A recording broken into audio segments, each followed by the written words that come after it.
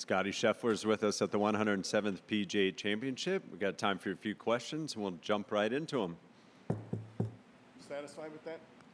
Or could you otherwise say something about your round that we could use? It's going to be a challenge.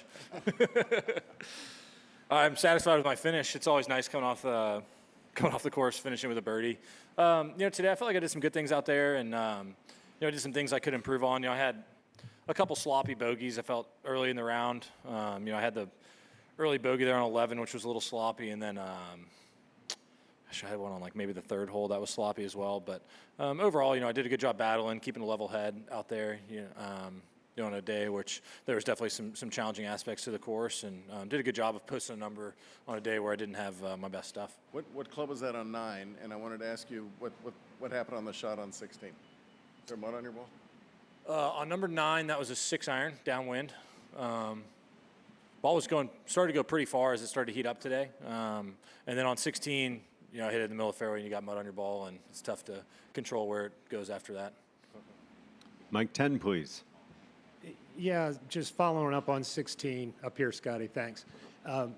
You and Xander were kind of right there next to each other in the fairway, and of course Rory's got the side hill lie. But just how unusual is that to see all three of you kind of have a big number on that hole?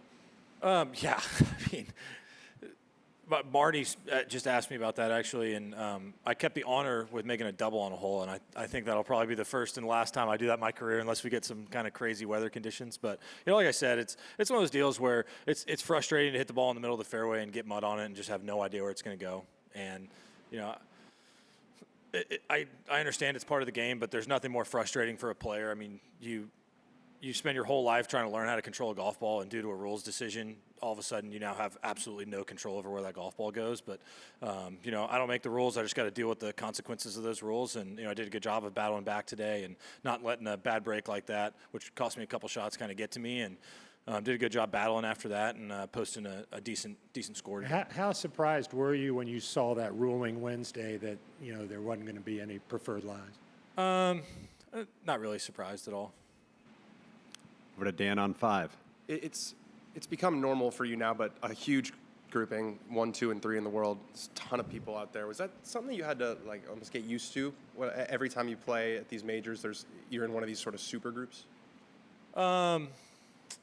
Yeah, I'm not sure if traditionally they've always done that with the pairings. I felt like when I was growing up, like when Tiger and Phil were 1 and 2 in the world and VJ was up there as well, I felt like I didn't see it as much. I may just didn't watch enough golf, but that may be more of a newer thing. And I mean, it's really fun for me. I'm like I said yesterday or on Tuesday during my press, I feel like I can learn a lot from watching guys play. And obviously during a major championship round, that's not really the time to watch. I'm pretty focused on myself out there, but there's always little things you can pick up on from players. And yeah, it's fun. I mean, Xander's a really good buddy of mine, and Rory's a friend as well. And it's always fun to be out there with those guys. And I mean, I love being able to play against the best, and there's nothing better than being paired with them as well. So it's fun.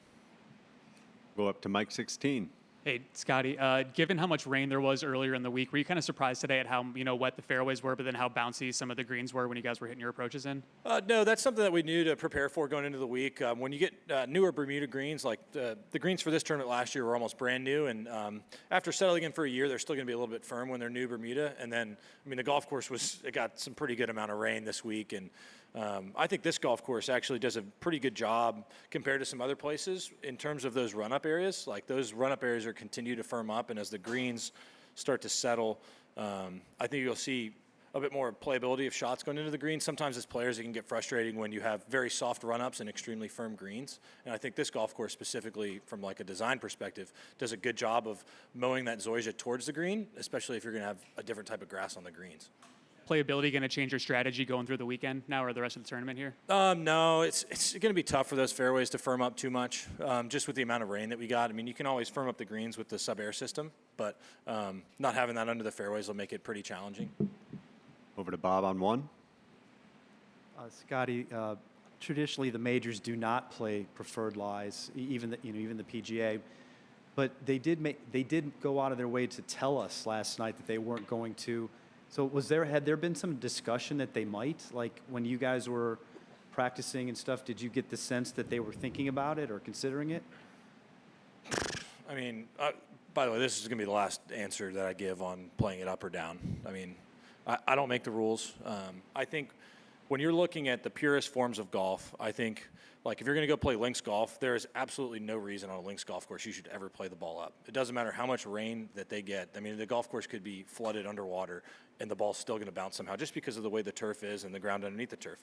In American golf, it's significantly different. When you have overseeded fairways that aren't sand capped, there's going to be a lot of mud on the ball, and that's just part of it. And when you think about the purest test of golf, I don't personally think that hitting the ball in the middle of the fairway you should get punished for. And on a golf course as good of conditioned as this one is, this is probably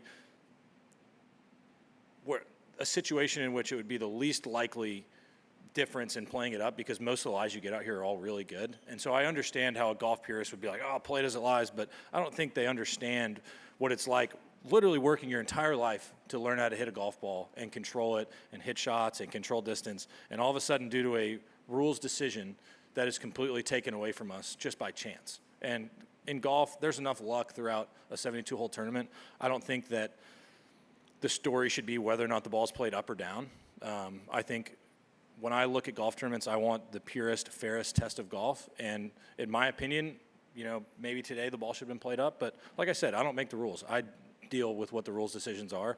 And I could have let that bother me today when you get a mud ball and it cost me a couple shots. But it cost me, you know, possibly 2 shots on one hole. And if I let that bother me, it could cost me 5 shots the rest of the round. But today, I was proud of how I stayed in there, didn't let it get to me, and was able to play, you know, some solid golf on a day in which I was kind of a bit all over the place and still post a score. We'll wrap it up here on 7 with Patrick. Scottie, you were part of a blockbuster group out there on the course today. Amazing atmosphere. What was it like for you to be a part of that, feeding off the energy of the crowd? What was that like? I mean, it's always a ton of fun to get paired with those two guys. You know, I think what excites us the most as players is getting to play against the best competition, and having the top 3 guys in the world all playing together is a tremendous amount of fun. You know, you got a guy that just won the career Grand Slam, another guy that won 2 majors last year, and then, you know, I won a major last year as well. And so, I mean, it was a fun group. The crowd had great energy, and, you know, hopefully tomorrow we'll play a little bit better. This morning was a bit of a struggle. Like you said, like all 3 of us had a double on the same hole in the middle of the round, so that can kind of kill the momentum. But overall, it was a fun day, and I was glad to post a decent score. Thanks for your time, Scottie. All right. Thanks, y'all.